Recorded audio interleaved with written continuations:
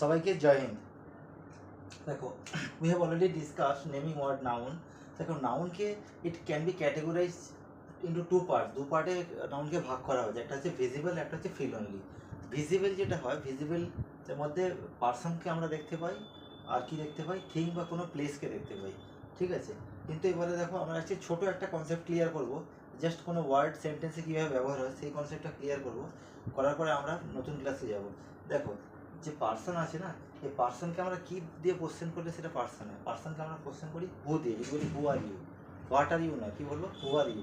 Who are you যদি দিয়ে question করি, তাহলে সেটা তার রিপ্লাইটা কী হবে, কোনো না কোনো পার্সন হবে। যদি বলি হি কল্ড মি, বা who called me, he called me, তাহলে হিকে এখানে হি প্রোনাউন মানে নাউনের জায়গায় আসছে, বাকি এটা কি নেমিং ওয়ার্ড, এটা কোনো না কোনোভাবে নাউনের একটা স্টেপে আসছে, ঠিক আছে।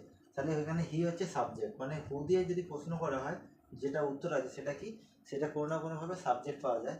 আবার যদি বলি আই কল্ড, কি বলতে হবে, আই কল্ড হিম। কেন যে হি থেকে দেখো যখন অবজেক্টে আসছে তখন এটা আবার হিম হয়ে যাচ্ছে।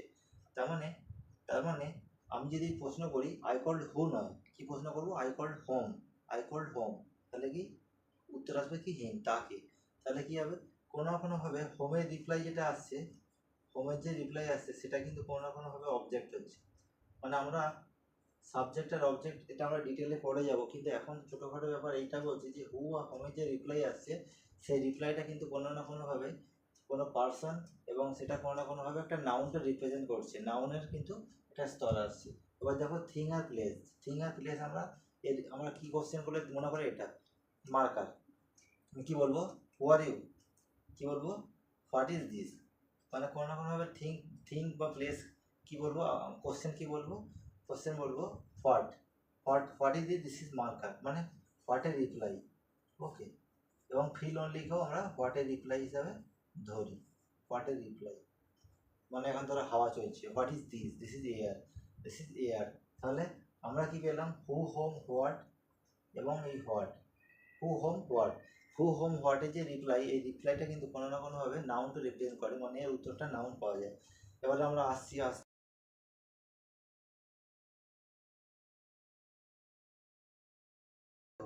Health is the greatest wealth. তা যদি বলি what is the greatest wealth, তাহলে উত্তর পাওয়া যায় হেলথ। তাহলে হেলথ কিন্তু নাউন হলো এখানে, ওকে। ইজ হচ্ছে ভার্ব, দা হচ্ছে আর্টিকেল, আর ওয়েলথ, আমি যদি বলি হেলথ ইজ হোয়াট, তাহলে কি বলবো, ওয়েলথ, হেলথ ইজ ওয়েলথ। দেখো মেন এখানে দ্য গ্রেটেস্ট ওয়াল এটা আনসার, কিন্তু আমরা মেন লিডারকে ধরবো, মেন লিডার কি, হেলথ ইজ হোয়াট ওয়েলথ, এটা হচ্ছে নাউন, ওয়েলথ হচ্ছে নাউন, ঠিক আছে। তাহলে কি হলো, আমরা হোয়াটের রিপ্লাইকে কিন্তু আমরা নাউন হিসেবে পাচ্ছি, ঠিক আছে। এবার যদি আমরা পুরোটাকেই ধরি, যে মনে করো হেলথ ইজ হোয়াট, যদি পুরোটাকেই এরকম এইভাবে ধরি, health is what the greatest wealth, মানে হোয়াটের রিপ্লাই কি নাউন হবে, মানে হোয়াটের রিপ্লাই যদি পুরোটা আসে তাহলে এটাকে আবার বলা হয় নাউন ফ্রেজ। আমি যখন ফ্রেজ শুরু করবো তখন এটা আবার ক্লিয়ার বলবো, এখন জাস্ট বোঝানোর জন্য বলছি। এবারে ধরো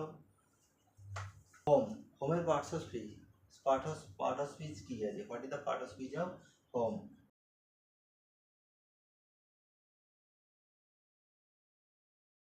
তিনটে সেন্টেন্স আছে, দেখো, she went home, I love my home, আর this is a home video. তাহলে দেখো এখানে সি হচ্ছে pronoun, went verb, she went কি, সি ওয়েন্ট হোয়াটের রিপ্লাই না, দেখো অ্যাডভার্ব যদি বলি অ্যাডভার্ব,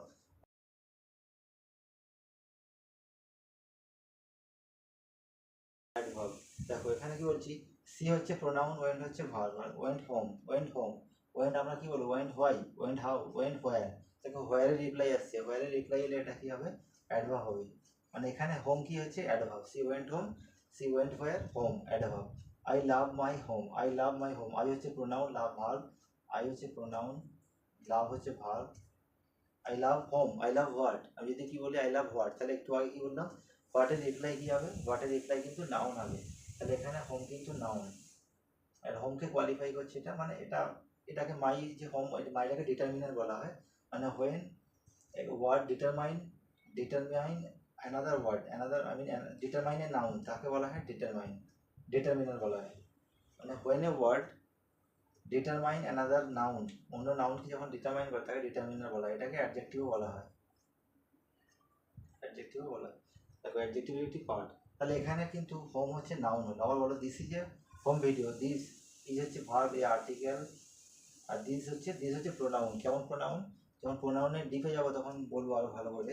দিস হচ্ছে ডেমনস্ট্রেটিভ প্রোনাউন, কোনো জিনিসকে দর্শাকে বললাম, মানে দেখিয়ে বলা, কোনো জিনিসকে দেখিয়ে বলা, যেমন বললো this is my pen, this is my marker, demonstrative pronoun বলে, ঠিক আছে।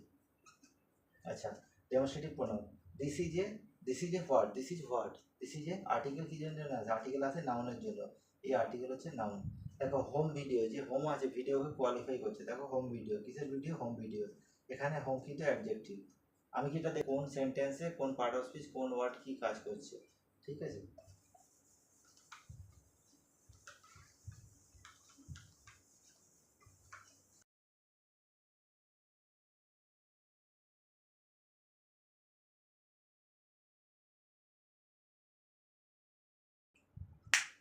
দেখো মজাদার জিনিস এটাই, মজাদার জিনিস এটাই যে I is my best friend, I is a pronoun, I always help him.